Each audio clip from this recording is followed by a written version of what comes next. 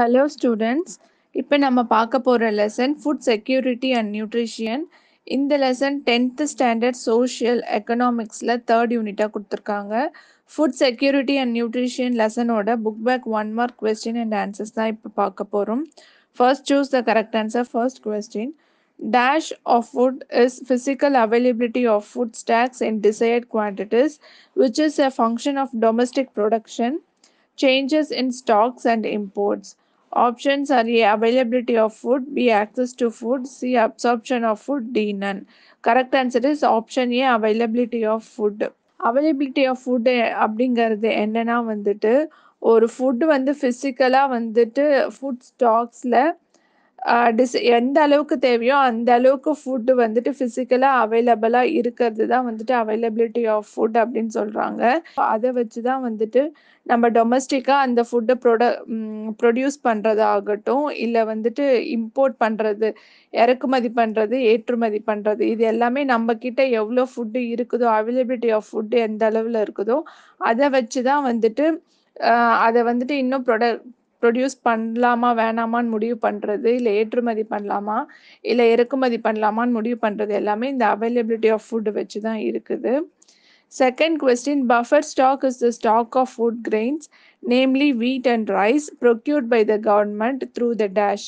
Options are A. FCI, B. Consumer Cooperatives, C. ICICI, D. IFCI. Correct answer is option A. FCI. FCIன்றது என்ன அப்படின்னா வந்துட்டு food corporation of India அப்படின்னு சொல்லுவாங்க. இந்த FCI மூலமாக தான் வந்துட்டு ஃபுட் கிரெயின்ஸ், கோதுமை, அரிசி போன்ற ஃபுட் கிரெயின்ஸ்லாம் வந்துட்டு பஃபர் ஸ்டாக்காக வந்து கவர்மெண்ட் சேகரிச்சுட்டு வராங்க. இந்த FCI மூலமாக தான், இந்த ஃபுட் கார்ப்பரேஷன் ஆஃப் இந்தியா அப்படிங்கிற ஒரு ஆர்கனைசேஷன் மூலயமா தான் வந்துட்டு, ஒரு செக்டார் மூலயமா தான் கவர்மெண்ட் வந்துட்டு வீட் அண்ட் ரைஸோட பஃபர் ஸ்டாக்கை மெயின்டைன் பண்ணிட்டு வராங்க. Third question, which is correct? Option 1 HYV, high yielding varieties. Option 2 MSP, minimum support price. Option 3 PDS, public distribution system. Option 4 FCI, Food Corporation of India. இதில் வந்துட்டு எதோட அப்ரிவேஷன்லாம் கரெக்ட் அப்படின்னு சொல்லிட்டு கேட்டிருக்காங்க. Correct answer is option D, all are correct. எல்லாமே வந்துட்டு correct answers தான். Fourth question, dash extended assistance through its public law 480. Options are A United States of America, option B India, option C Singapore, D UK. Correct answer is option A, United States of America. Fifth question, dash revolution was born in India, paving way for self-sufficiency in food grain production. Options are A. Blue revolution, B. White revolution, C. Green revolution, D. Grey revolution. Correct answer is option C, Green revolution. இந்தியாவில் வந்துட்டு சாப்பாட்டுக்கெல்லாம் பஞ்சமாக இருந்த காலத்துக்கு அப்புறம் அதுலேருந்து வெளியில் வர்றதுக்காக இந்த poverty, அது மாதிரி ஃபுட் கிரெயின்ஸ்லாம் பத்தாமல் போகிறது, இதுலேருந்து வெளியில் வர்றதுக்காக தான் இந்த க்ரீன் ரெவல்யூஷனை ஆரம்பித்தாங்க.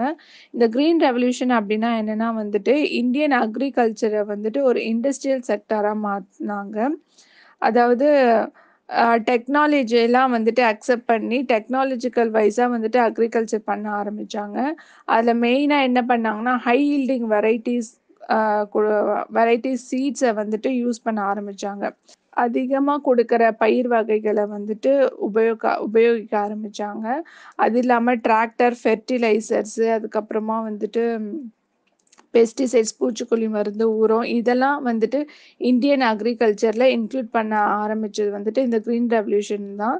அதுக்கப்புறம் தான் வந்துட்டு இந்தியாவில் வந்துட்டு ஃபுட் கிரெயின்ஸோட இன்சஃபிஷியன்சி வந்து கொஞ்சம் கொஞ்சமாக குறைய ஆரம்பிச்சது. எல்லாருக்குமே ஃபுட் கிரெயின்ஸ் வந்துட்டு கிடைக்க ஆரம்பிச்சது.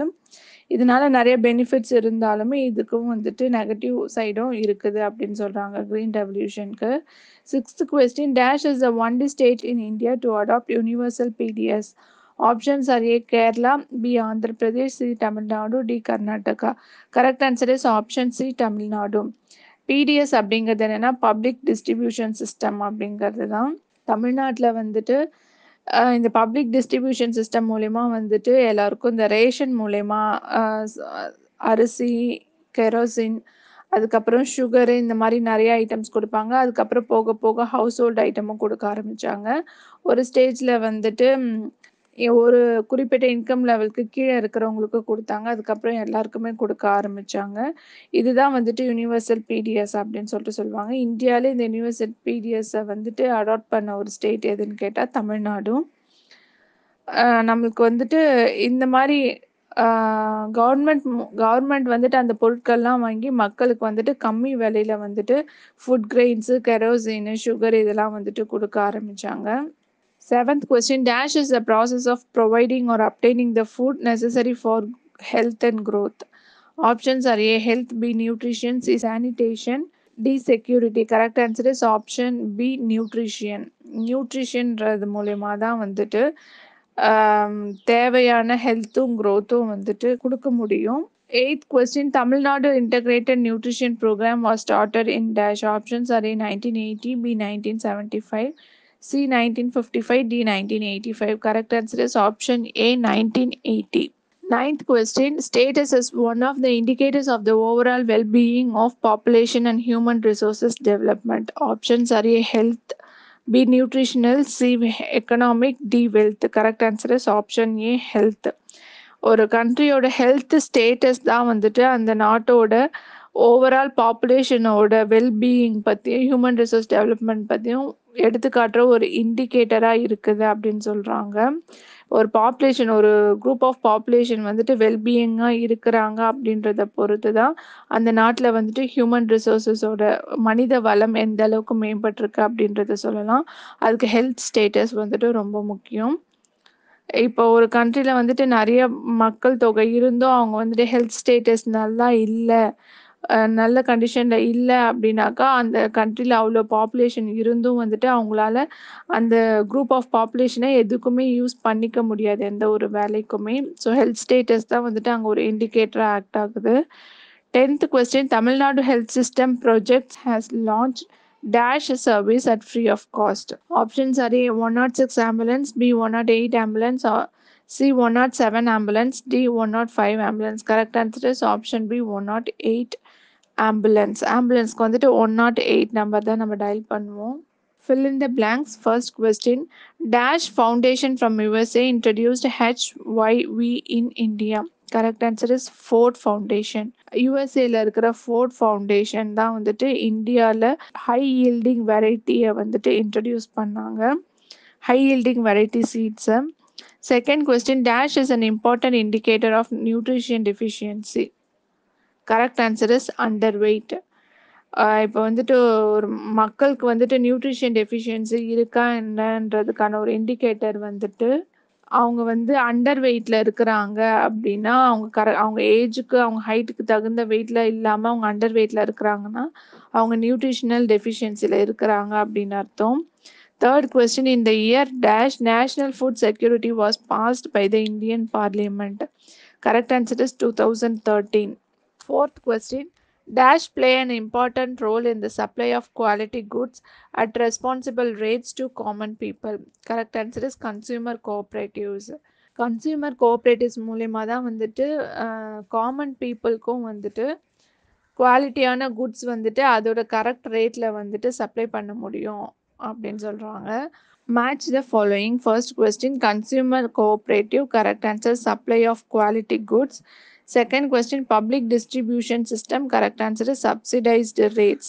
இந்த பப்ளிக் டிஸ்ட்ரிபியூஷன் சிஸ்டம் மூலயமா வந்துட்டு பொருட்கள்லாம் மானிய விலைக்கு கொடுப்பாங்க, பொருட்கள்லாம் குறைஞ்ச விலைக்கு கொடுப்பாங்க, கவர்மெண்ட் மூலயமா கொடுக்கப்படும். சப்சிடைஸ்டு ரேட் அப்படின்னா மானிய விலை அப்படின்னு அர்த்தம். Third question, UNDP. Correct answer is United Nations Development Programme. Fourth question, National Food Security Act. Correct answer is 2013. இந்த ஆக்ட் பாஸ் பண்ண இயர் வந்துட்டு 2013.